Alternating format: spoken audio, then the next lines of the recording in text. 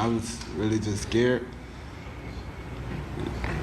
And yeah, that's it. Speaking softly and briefly, William McNeil Jr. spoke Wednesday about his now viral encounter with Jacksonville police in February. That day, I just really wanted to know, why I was getting pulled over. Is there a reason that you're pulling me over? Yeah, absolutely. There's a reason why I'm pulling you over. For one thing, inclement weather, you don't have your lights on. It's not raining. Okay, I'm not arguing with you. I'm telling you why I'm pulling you over. Give me your driver's license, registration, proof of insurance. No, call your supervisor. Step out of here. McNeil again asked for a police supervisor. Why I needed to step out the car when I knew I didn't do nothing wrong. Within moments, the traffic stop turned violent. Exit the vehicle now! Exit the vehicle! This was a classic case of driving while black. Jacksonville's sheriff defended the officer's actions Tuesday. And just because force is ugly does not mean it's unlawful or contrary to policy. The sheriff says the cell phone video doesn't tell the whole story. The cell phone camera footage that began viral circulation over the weekend does not comprehensively capture the circumstances surrounding this incident.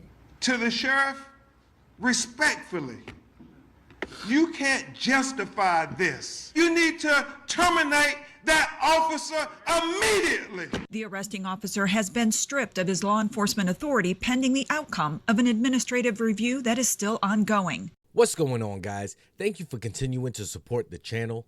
I wanted to take today's story down to Jacksonville, Florida, where we had William McNeil Jr. having an interaction with the police officers down there.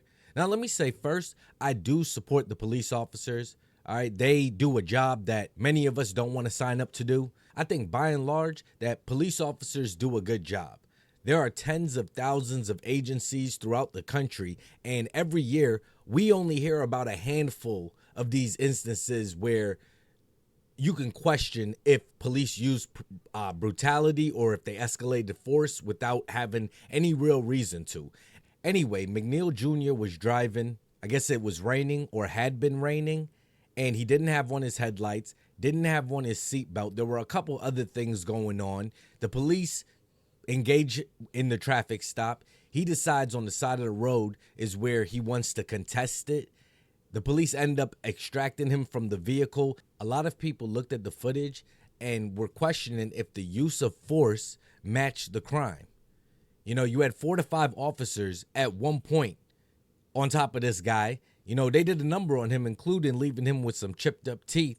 And they were questioning if the officers are in a position of power, aren't they supposed to practice restraint at some point? Others argued that if he had just complied, followed orders, and not taken to the side of the road to plead his case, that maybe this would have played out differently. So let's go through it and let's see if there's anything we can learn from what happened. But first, I appreciate everyone that pulls up to the videos, shows support, shows love, keeps me motivated. And also, let this be a message to anyone. If you have any fees or unpaid tickets or taxes or whatever on your vehicle, please take care of it. All right, I actually just paid off my road taxes. There's actually 2 things I had to pay: my road taxes and my emissions for the year. So if you got something to take care of, please take care of it, because the cops will use that as probable cause to pull you over.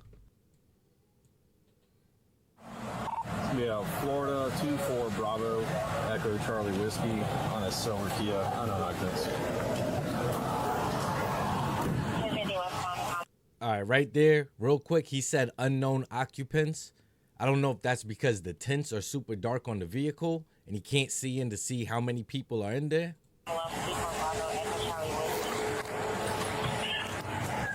Yes, sir. Is there a reason why you're popping the door open like that? I don't have a window that works.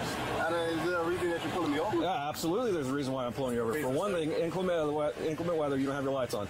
2 things, you're not wearing your seatbelt. It's daylight. I don't need the lights. And it's not weather. It's not raining. Oh, this is inclement? It's not raining. Let's look at a few things that have happened already. He opens up his door as the officer's approaching.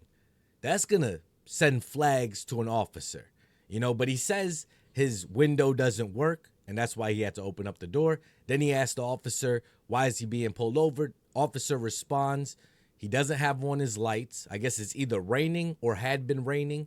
Even if you look up here, it's kind of overcast. All right, let's just be objective about everything. As someone who learned how to drive in Florida, I understand those rain showers and thunderstorms could start up at any moment. You know, and it could be during the middle of the day. You have to turn on your lights. All right, they have a law in the books. You have to put them on at that point. It's not raining. This is inclement. It's not raining. Okay, I'm not arguing with you. I'm telling you why I'm pulling you over. Give me your driver's license, registration, proof of insurance. No, call your supervisor. Why? Excuse me? Call your supervisor. Why did you pull me over? 77, 35. I'm proper driver. I've already told you. Why did you pull me over? Step out of the vehicle. No. Step out of the Why did you vehicle. pull me over? So now McNeil has refused all of the officer's lawful commands. This is what happened before the viral video started circulating. Nobody saw all of this. And this is why even the sheriff of Jacksonville said he thinks that this guy tried to put out this video to turn the public against the police. But did the officers handle this situation perfectly? Let's see. 5 seconds. For 9-4, the driver just slammed the door and locked it. Yep.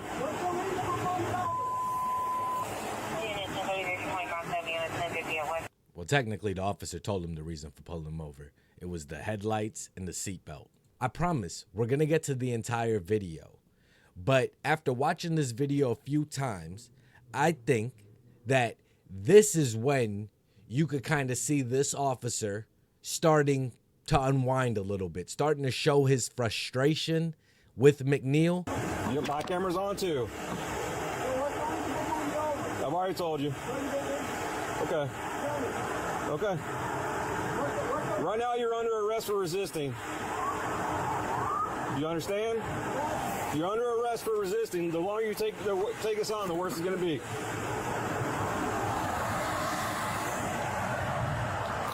Keep your hands where I can see them, sir. Okay. Sir, this is your last warning to open the vehicle and exit before we're going to break the window.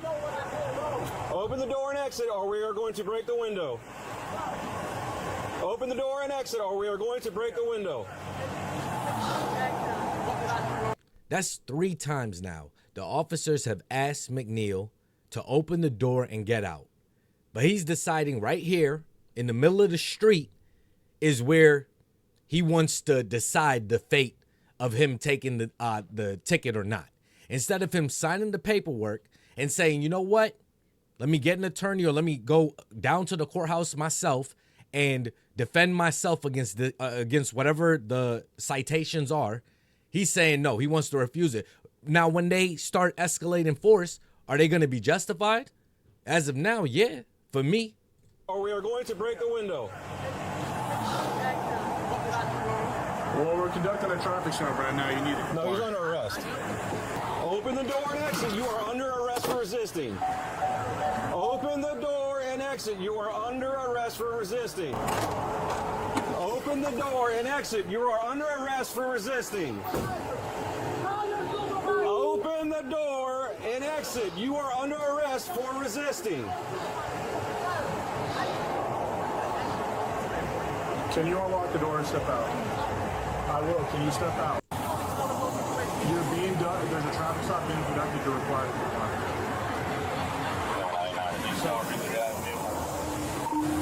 Vehicle's blocked. Yes. He's locked it up. Put the window down. Correct. I tried to talk to. That's 7 times total. The officer has told him to open the door, and he is still continuing to refuse. Now, is the officer handling this the best way? Is he practicing de-escalation, or is he allowing himself to get caught up emotionally? I think so. This officer over here, officer number 2, he's speaking a little bit more rationally. I don't know if they're doing the whole good cop, bad cop bit. This dialogue right here, it's a lot better. Okay, it's not a whole bunch of screaming, get out of the car, get out of the car. Because at the end of the day, this is still a young kid. He's under 25. I think he's like 22. No prior convictions or anything like that. And the first officer, I mean, yes, the kid was being a dick, an ass. We can all say that. But the first officer could have used that as a perfect opportunity, like this officer, to say, hey, not all cops are going to be yelling at you and whatnot. Instead, what some people are saying is he escalated the situation way out of proportion for the actual crime that was committed. Huh? Okay. So what did he ask for when he I guess, called you? When he pulled me over, he walked up, opened my door, my window don't work, right? And then I said, so what I did wrong? Yeah. He said, well, for one, your headlights are off under this weather. I'm like, there's multiple people headlights. Okay, that's so and then there's no rain. It doesn't matter. You're still required to have headlights on. The headlights was probable cause enough. But on top of that, he didn't have on his seatbelt. Please let this be a message to anybody who can hear my voice. Please wear your seatbelt when you get into a vehicle. It saves lives. It saves time, money. All right. In my opinion, he doesn't even get pulled over. Okay, because it is daytime. He doesn't even get pulled over for the headlights if he has on his seatbelt. I'm willing to bet that there were other people, like he said, that didn't have on their headlights, but they didn't get pulled over because they were wearing their seatbelts. Please, when you get into a car, buckle up, man. Can you pull that law up? Huh? Can you pull that law up? Yeah, when you step out of the car, I will. Hey. Can you call your supervisor? Huh? Can you call your supervisor? All right, go for it. It's showtime. Exit the vehicle now! Exit the vehicle! This right here was the money shot. All right, this is what took off on social media. This is what got Ben Crump on the line, because you know Ben Crump, he only knows one type of business plan, and that is police officer, mainly white, involved in something with a black person. Ben Crump is going to be on the scene, and you already know that he is the one defending William McNeil Jr. But this is when the cops justifiably could break through the window to extract McNeil from the vehicle, but a lot of people, including myself, had a problem with this. Now, people were calling it a punch online. I don't think it was a punch. I think it was more like a mush, something that you do to like your little brother or cousin, nephew, even your son, when you just mush them like, yo, get out of here and stuff. That's what it felt like to me. But still, this is, why did the cop do that? He had already broken out, through the window. He could have opened up the door, and already we had heard the officer getting kind of frustrated. Was this his way of taking out the frustration on McNeil? He already is going to be getting arrested. Why did he have to do this?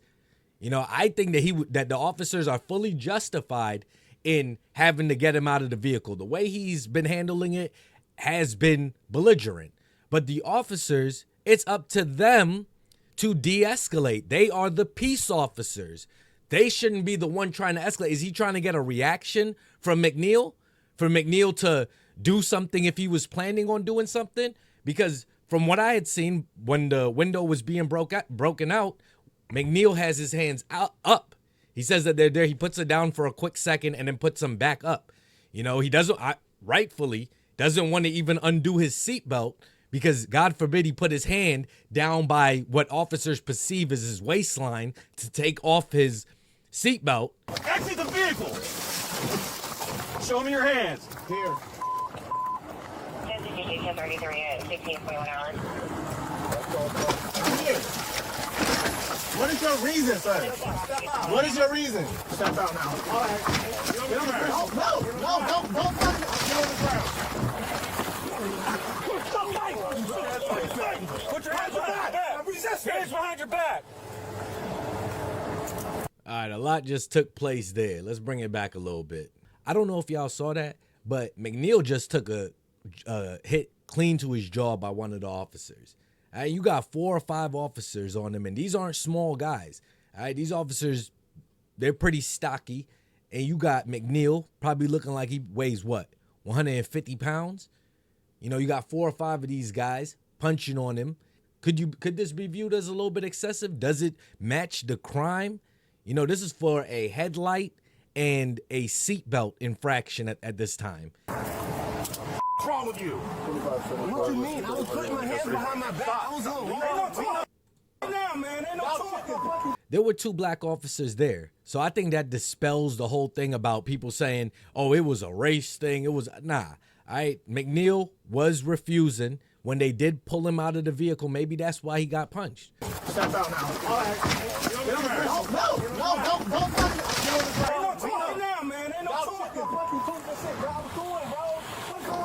You're under arrest. That's what's going on.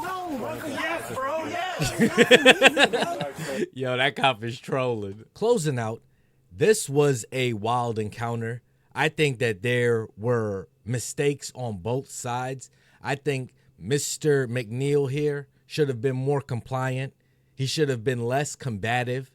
Okay, from the get-go of this whole situation, it started off on the wrong notes and it just continued to escalate.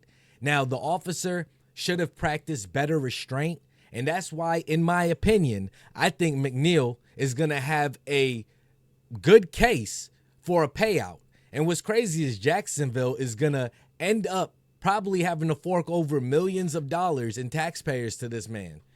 Okay, as much as he was wrong, as much as he should have been cooperative and complied with the officer's commands, the officers also, in my opinion, did not practice de-escalation and restraint, particularly the officer that ended up breaking out the window and mushing McNeil. I'm not going to say it was a punch. It appeared open-handed to me, but I just don't understand why. At that point, he had broken open the window. You know, he could have reached for the door. Instead of doing that, he slapped McNeil, and it just seemed like he was frustrated. And that is what I have the problem with. I support police officers, and I've given them a lot of praise on this channel. Okay, I think that they deserve, you know, more pay, more vacation time. I appreciate them for what they do for the public. But as much as I'm going to say I appreciate them and give them their high regards, I also got to call out when I see stuff that just ain't right. I'm not saying he handled it perfectly, but the officers being the more seasoned men, you know, they're a lot older than this kid. They could have taken this an opportunity to change the whole narrative. Kudos to the officer that went up on the passenger side and was having a decent back and forth with him. My knee-jerk reaction when I first saw it was, damn, why the hell is he punching this kid? But after slowing it down and watching it back a few times, that's where I'm at with it. What do you think about this situation? Do you think McNeil was the victim of police brutality? You know, this is like Rodney King back in the day, a savage beating at the hands of the law enforcement. The people that are supposed to protect him and the community are the same ones antagonizing the community. And this is just another example. And that's why Ben Crump, the renowned civil rights lawyer that he is, has decided to take up the case, because we can't continue to let these type of officers fester within the police departments in this country. Okay, this kid did nothing wrong. The officers didn't tell him to get out of the car. They didn't tell him what he was getting pulled over for and what he was subsequently getting arrested for. And this entire stop was unconstitutional. They didn't have any type of probable cause, and they just were targeting a black kid. Even Ben Crump said this is a typical example of driving while black. This was a classic case of driving while black. Or do you think McNeil was uncooperative?